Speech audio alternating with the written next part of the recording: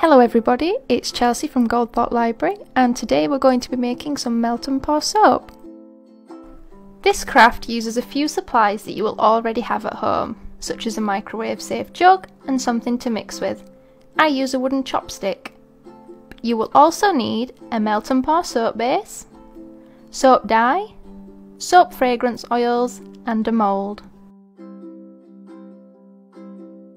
I'm using a clear glycerin soap base, but you can also buy bases such as goat's milk, argan oil, oatmeal and aloe vera.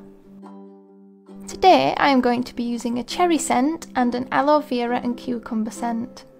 These are fragrance oils which are safe to use in soaps and bath bombs, and they're made specifically for this purpose. Use soap dye to colour your soap, as using crayons or food dye may be unsafe and they could stain the skin.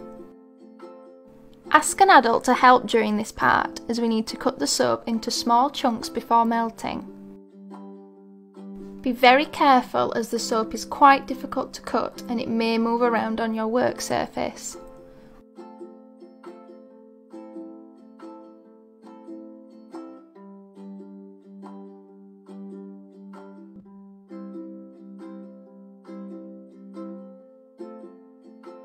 Cut the soap into cubes of around 1 to 2 centimeters in size so that it melts evenly in the microwave.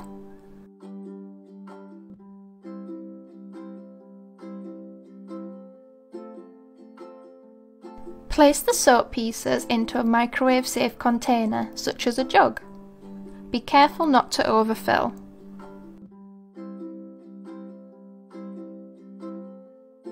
Heat the soap in the microwave in short 15 to 30 second intervals. Keep checking and very gently stirring to ensure that all of the pieces melt. Be careful not to overheat your soap mixture. Now we're going to add our soap dye. A little goes a long way, so add 1 or 2 drops to start with. Gently stir the melted soap so that the dye mixes in.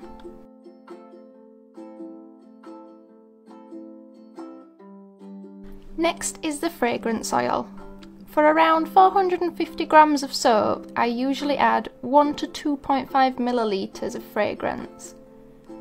I added just under 1 milliliter of fragrance to my soap, which was around 225 grams. We're almost finished and it's time to pour our melted soap into the mould. Pour slowly so that you don't make lots of air bubbles. If the soap in your jug solidifies at any point, just pop it back into the microwave for 5 to 10 seconds until it's liquid again. You can spray the top of the soap with rubbing alcohol if you'd like to get rid of any bubbles. Leave your soap to set at room temperature for around 4 to 6 hours. When the soap is fully set, you can start to unmould. Gently remove the soap from the mould.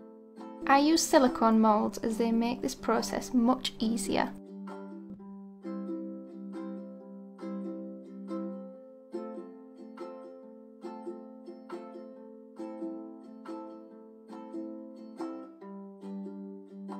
And we're done!